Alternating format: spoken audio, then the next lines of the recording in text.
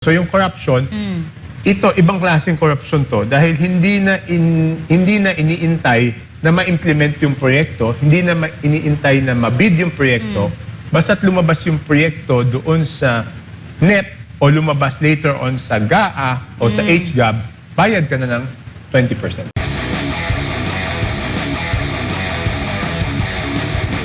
Meron kasing sinasabi sila na katulad nito. Kasi I did some research na may mga, yung NEP kasi na hindi dokumentado, ginagamit umano ng proponent o mga maimpluwensyang opisyal para sa kanilang kapangyarihan upang hikayatin mga opisyal ng DPWH. Dati yun. Yung ngayon, dati kasi, na. dati alam ko, ngayon titignan natin kung ginagawa pa o hindi.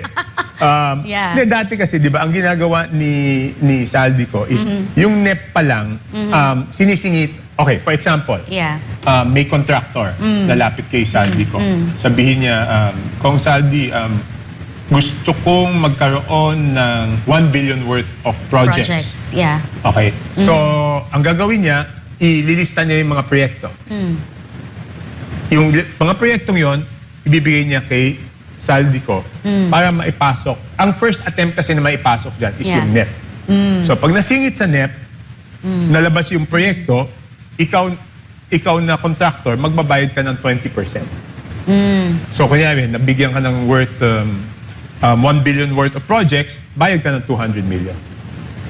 Basta't lumabas yun doon. Yes. So doon nagsimula yung corruption. So yung corruption, ito, ibang klaseng corruption to dahil hindi na iniintay na ma-implement yung proyekto, hindi na iniintay na mabid yung proyekto, basta't lumabas yung proyekto doon sa NEP o lumabas later on sa GAA o sa HGAB, bayad ka na ng 20% to. So kaya tinatawag yung undocumented at informal o wish list na mga something like that. I mean, lahat naman may wish list. Ang problema kung yung wish list binabayaran, na binibenta. Because yung wish list should be the projects na makakabuti sa ating mga kababayan. Kaya siya napasok doon sa budget. Hindi pa pwedeng napasok siya sa budget dahil may bumili ng halaga at siya yung namili ng proyekto na wala naman doon sa priority plans and programs ng gobyerno. Kasi, alam mo, mahirap na proseso yan eh. Kung talagang susundin yung proseso, dapat dadaan muna siya sa Municipal Development Council, tapos dadaan sa Regional Development Council, tsaka pa lang siya mapapasok doon sa NEP. Pero yung iba nga, pag binenta, siyempre, hindi na siya dumadaan doon sa regional bahala na. Yes, palusot na lang. Wow. Grabe, no? So, ganun dati. So, tignan natin kung makakalusot pa rin yan or magkakaroon pa rin. Hindi, but it all starts with transparency. Yun, tama. So, sana po kung magkaroon talaga ng transparency yes, we this hope time, so. no? Kasi, nakakalungkot, especially nung nakaraang, mga bagyo, nakita naman natin, napakadaming naging biktima ng baha. Yes. At talagang yung Panginoon na nagpapakita sa atin na I mean, di ba, hindi mo tuloy-tuloy ulan for 12 or 14 days. Kala ko magpo-40 days, parang sa Bible, di po ba? Ngayon, pero isingit ko lang, at least doon sa Navotas, medyo Oo nga eh. okay Diba, usually po yung sa inyo, dapat mas kami expected na mabaha, diba? Because pero we are below sea level. Yes, that's true. So, pinakita lang natin na ayos yung paggastos ng pera ng gobyerno. Yun nga eh, kasi I was thinking, wala akong nakita talagang masyado sa inyo, no? Wala. Ang nakakagulat, yung mga unexpected places, yung pa yung matindi binaha, even Makati. Yes, so, pero I mean, to be realistic, ang flood control project kasi madaming components eh. And sa totoo lang, lahat ng components have to work. Pag may isang nasira, nagkakabaha. Yes. So all of these things have to work at the same time. Konektado lahat eh. Domino effect Yes, no? tama ka. So especially now, yung drainage system natin's not really good, no? That's also isa rin. Yung drainage, first of all, yung sa Navotas kasi, ang ginawa namin, like 7 years ago, na-realize namin na yung drainage systems designed long time ago, hindi na siya applicable. Kasi because of global warming, mas malalakas na yung mga ulan. Yes. So yung ginawa namin sa Navotas, yung mga kalsada, naglagay kami ng malalaking box culvert doon. Malalaking kanal, siguro 2 meters by almost 2 meters. So instead na yung tubig nasa ibabaw ng kalsada, doon siya nakatago sa ilalim ng kalsada habang hinihigop siya ng pumping station para matapon doon sa ilog. Parang sa ibang bansa. Yes, di ba sinasabi nila dapat magkaroon ng rain catchment area. Pero wala kaming open space. So wala kaming park na paglalagyan ng catchment area sa ilalim. So ang ginawa namin, yung mismong mga kalsada, yun yung catchment area namin. Oh, how nice. Ngayon, Kong Toby, kasi sinasabi mo, no, na dapat maging transparent tayo para maging accountable yung ating mga leader dito sa ating bansa. Ano ho yung idea or suggestion nyo para magawa to? Meron Hindi, mo ba para yung pagiging transparent, para yung maging bukas ang komunikasyon ng bawat ahensya? Number one talaga sa budget hearing. No? Number two, yung isang panukala ko last time na ayaw na naman nila is, for example, ikaw, Kathy, gusto mo makita yung mga proyekto para sa distrito kung saan ka nakatira. Yes. Hanapin mo doon sa NEP. Ang hirap hanapin. So gusto ko maging madali para sa mga kababayan natin na pag sinearch nila, for example, Navotas, Lone District of Navotas, naka-itemize siya magkano ang budget ng Lone District of Navotas at ano yung mga proyekto. Ginawa. Mga proyekto. Yes. Oo.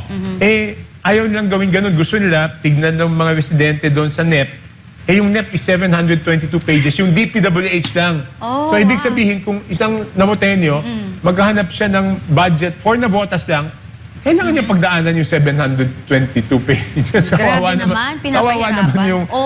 I mean, nahandoon nga. Pero the fact na ayaw mong padaliin doon sa tao, para hindi na i-check.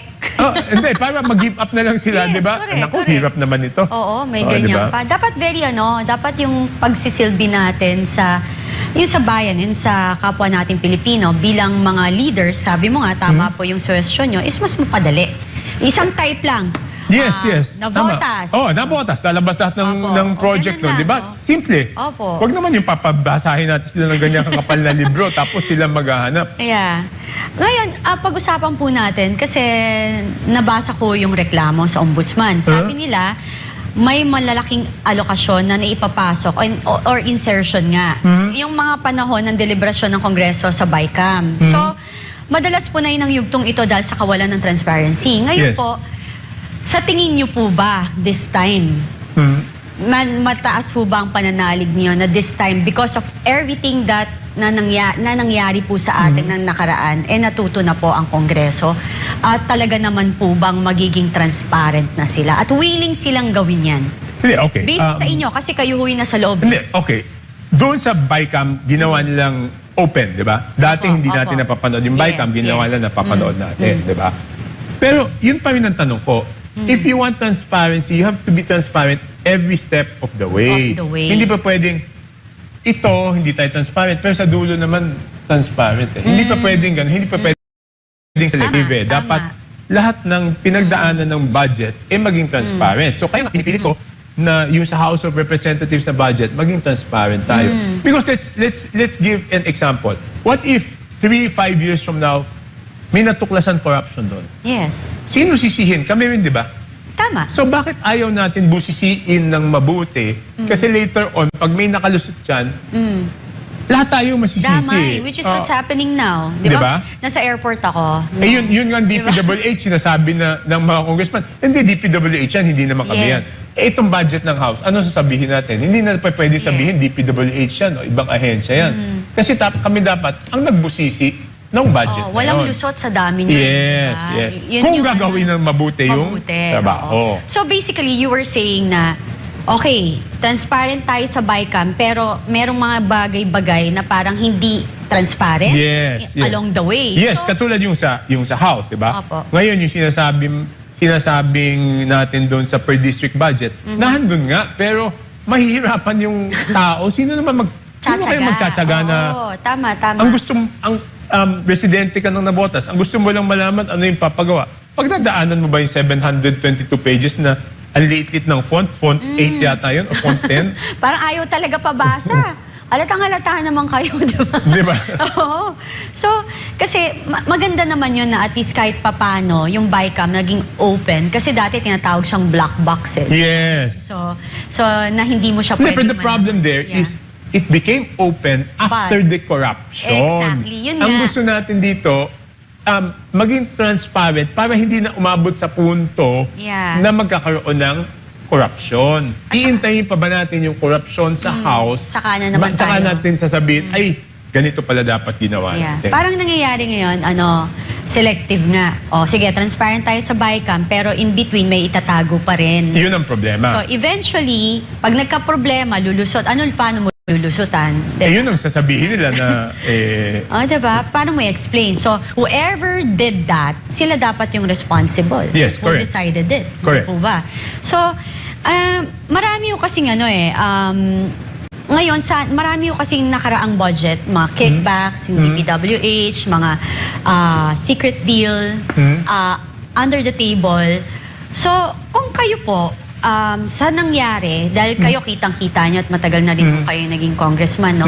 Ano ho ang solusyon na suggest nyo sa Kongreso para, di ba, may narinig nga ako when I was in the airport, may narinig ako na parang may kamag-anak siyang congressman. Sabi daw ng congressman, ng kamag-anak niya, ngayon lang ako naging congressman na nahihiya ako. Kasi kahit wala kayong katulad nyo, wala kayong kasalanan, damay lahat. ako di ako nahiya maging Oo. congressman. Kasi May mga wala ganun, naman wala kang kasalanan. Sila lang oo. yun, di ba? So Sila parang, lang yun. parang naano sila na, kasi because of what other congressmen. No, but you know, Yeah. if that is their stand, they have to be blamed also partially. Yes, Kasi tama naman. ayaw nila, okay, alam nila may kalokohan. Ayaw nila magsalita. Exactly. Di ba? So, kung ganun na nagiging impression ng tao, it's because nananahimik kayo doon sa mga nangyayari. Kalokohan. Di ba? Actually, hindi ko nga maintindihan kung Toby, no? Katulad ninyo, marami rin naman kayong kaibigan dyan. Bakit ho natatakot ang mga kongresistang magsalita? Kunwari, ako ganito na lang kasimple. Ang Pilipino, mapagpatawad, basta't maging totoo ka. Yes. Di po ba? Kung may kasalanan ka, katulad ng sinasabi nila na yung iba na iniipit, hindi binibigyan ng budget, kaya kailangan nilang manahimik, or ginamit lang para daanan yung distrito nila para daanan ng pondo. Daanan. Yung Di po tinatawag ba? nila, yan ang tinatawag nilang either sagasa o parking. Yes. Sagasa, Oh. pag hindi ka Wala na. kinausap. Yes, diretso. Parking, pag kinausap ka. Kinausap ka. Oo. So, sana, katulad yan, darating na malapit na ang 2028, no? Patapos na ang taon ulit, Yes. 2027 na. Ang bilis ng panahon. Oo, mabilis ang panahon. So sana sa ngayon pa lang, end of the year, magsalita na sila na, patawarin niyo ako kasi gusto ko, kasi dalawa yan eh. Ako, in a way, naiintindihan ko na especially mga walang pera talaga. Kayo, may pang-abono kayo. Hindi naman. Oo, so sila, nahihirapan sila kasi hindi sila makapag-deliver. Kasi wala silang... I accept that, no? I Yeah. accept that. I accept the political reality na kasi yun ang problema eh. Iniisip nila pag nagsalita sila is baka balikan sila. At mahirap talagang, mahirap, no? Pinagdaanan ko to in the past. Yung pag hindi ka kakampi ng administrasyon, mahirap talaga. Because hindi lang ikaw yung pinapahirapan. Pati yung constituent. Yung constituents mo, no? Yeah. For example, kung yung mga constituents mo ay hindi makakuha ng guarantee letters, masakit yun para sa Yes. sa congressman because makikita mo, yung ibang distrito, natutulungan niya yung mga kababayan niya may sakit. Pero ikaw mismo na congressman, parang ang sakit na pag lumapit sa iyo yung... wala yung- kang maibigay. Walang maibigay na guarantee. Yung guarantee letter sa akin yun yung pinaka-importante. Because yun... Correct. Medicine and Yun talagang nasa ospital. Yes po. So, at alam naman natin, kahit yung may kaya, minsan nauubos yung ipon Yes, dahil exactly. sa pag-na-hospital. No? Paano pa yung mahirap nating kababayan? So, alam ko yung naiisip nila. No? Pero dapat na naman isipin nila dalawang bagay. Number one, wala naman silang ginagawang masama. Exactly. Diba? Gusto lang nila maiayos yung sistema. Number two, lahat ng mga nakikipag-usap sa akin, pag kinakausap kasi ako na, okay yan yung ginagawa mo, kaya lang, tahimik na lang kami kasi baka pag-initan kami, di ba? Ang sagot ko dyan is, Mali yun eh. mapapag-initan tayo habang konti tayo. Exactly. Pero pag mas marami tayo na gusto ng tama, imposible naman Yes. mahirap pag-initan yung madami. So, Yes. magtiwala lang kayo na mas marami tayong may gusto na gawin yung tama. Tama.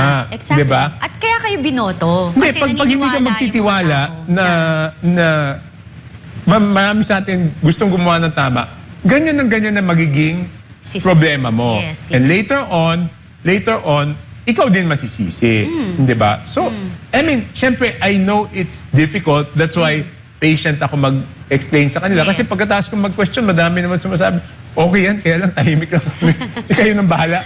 Well, ako kasi, sa akin kasi, Kong Toby, ano ako nung nangangampanya ka at tumatakbo ka, ang dami mong pinangako sa tao. Yes. Na dapat ang loyalty ng bawat politiko ay sa mamamayang Pilipino, hindi sa iisang tao lang. Yes, At correct. I think you said that one time also. Yeah, but na your the problem loyalty is, will not- madami din silang pinangako na tutulong sa mga kababayan, di ba? Oh, kaso Marami rin hindi- silang pinangako na gagawin proyekto. Pag naipit ka, lahat yun mawawala. So, ang sisisihin nung I'm not defending them. Yes, Ang yes. sinasabi ko lang, yung mga nananahimik, ang sisisihin ng kanilang mga constituents, sila hindi naman yung nang ipit Yun ang problema Kaso ang problema doon, Kong Toby, kasi nga hindi sila nagsasalita. Yun ang problema. Diba? Ngayon, pag magsalita sila na pagpasensya, live or whatever, na pasensya na kayo kasi iniipit po tayo, di ba mas maintindihan sila ng kanilang constituent at iboboto sila. Ngayon, paano ko kayo iboboto? Ako ganon. I mean, in the past, there's so many times na hindi ko kakampi ang administrasyon. Sinasabi ko sa mga kababayan, Yes. pasensya na po. Oo, Medyo iniipit tayo. Hindi tayo kakampi. Dahil sasabi ko exact instant. Yes. Kasi Yung sa totoo. tingin ko, mali ito. Nanindigan ako. Syempre, kung nanindigan kami, may hindi lang ako yung Yes. naparusahan. Pati kayo, pasensya na po. Doon Mas confident ako. maintindihan ka nila. Doon Oo. confident ako. Yes. Maintindihan basta't sabihin lang yung Honest. totoo. Yun nga, yung doon mo ulit pumapasok yung transparency. Kasi I've been through that a lot of times. Ganon. Yeah. Explain lang. So, yun na nga yun ako naniniwala rin ako doon. Kasi nakikita naman ng tao kung gaano ka-agresibo yung nangyayari right now, no? No, it's not specific to any Yeah, administration. yes, Sinasabi ko, ang problema sa atin, this has been, parang nakasanayan na yan Cycle na. Cycle Yeah. na yan. Pag hindi ka kakampi ng administrasyon, medyo, siyempre, mahirap talaga humingi ng extra. Mas konti yung madadala mo sa distrito. Actually, unfair yan Kasi you are, binoto kayo. Yes, we know it's unfair, but the Diba? reality is But in matagal reality, it's really matagal happening. nang iba yung dapat, iba yung realidad Sabi nga nila, yung dapat nararapat at hindi dapat, 'di ba? Okay. Ang hirap po, no? So,